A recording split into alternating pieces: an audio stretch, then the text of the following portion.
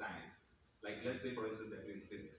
They learn the theory aspect, but with the STEM kit, they're able to do it practically. So they have hands-on experience. Yes. So they're able to do that with the STEM kits, which can actually do more than 60 projects, right? Then we also do have virtual labs, which my colleague will also explain to you as well in more detail. So with the virtual lab, it's basically, to simplify it, we have chemistry laboratories.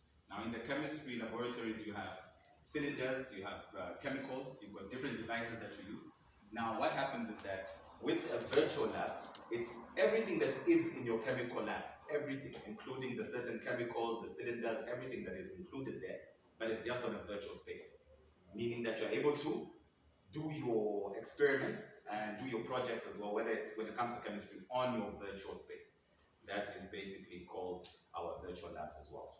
So we have those two. Then we also have a management system as well, a school management system, whereby if you need school fees to be done, parents need notes to be sent,